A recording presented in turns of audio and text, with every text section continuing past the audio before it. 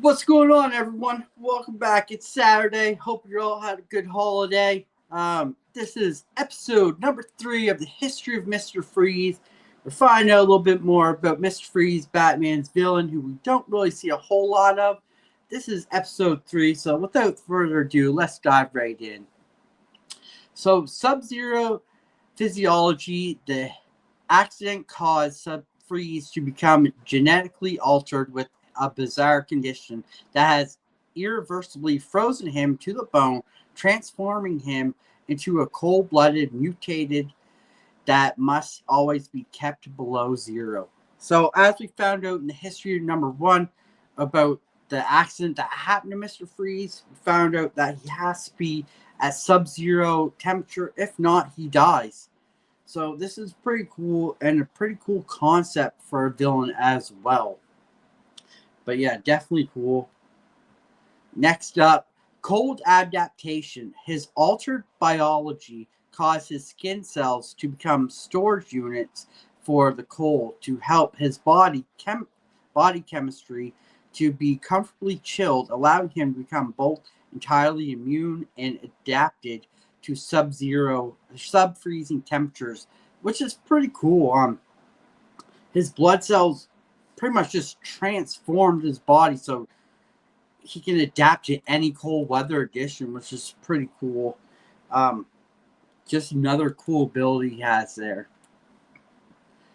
Decelerated aging. Extraordinary. His age progression has slowed drastically in a suspended animated state. Some interpretations also suggest that the chemical he was soaked in was glycerol, a chiroprotectant he intended to use for chiropreservation.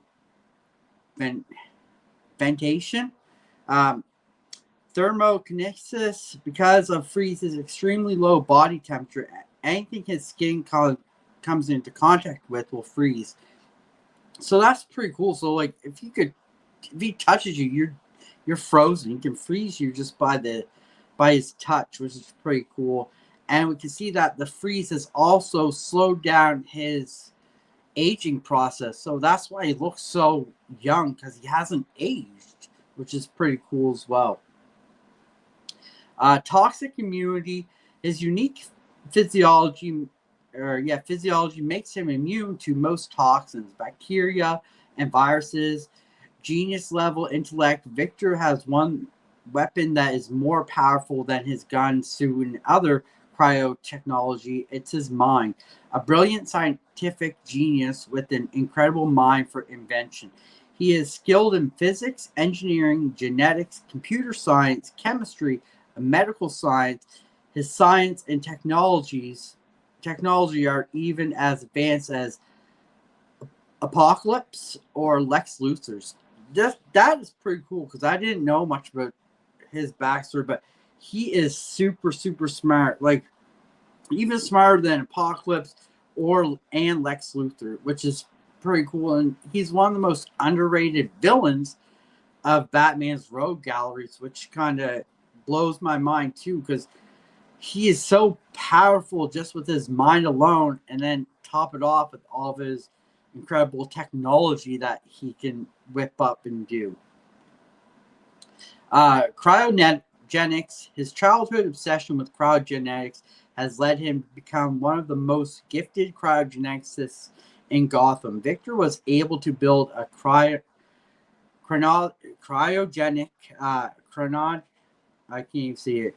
Cryonic life support machine for Catwoman, whose heart was surgically removed by Hush, and was capable of inventing a wide variety of cryotechnology from Nora CC-2000's cryochamber to his extensive array of cryogenic weapons and armor.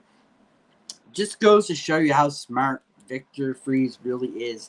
I mean, he built that life machine to keep Catwoman alive when Hush ripped out or removed her heart, and to build that cryo chamber for his wife, who we found out is not his wife. And I mean, his suit that he built, his ray guns that he built, he's just super, super smart. And yeah, so that's all for today. Hope you guys enjoyed this one. Another great video, episode 3 of History of Mr. Freeze. Remember to hit that like button, hit that subscribe button, hit that bell notification button if you haven't already. It really helps the channel grow. Leave a comment. I love to hear you guys' thoughts. What are you thinking so far of this Mr. Freeze series? Let me know in the comments.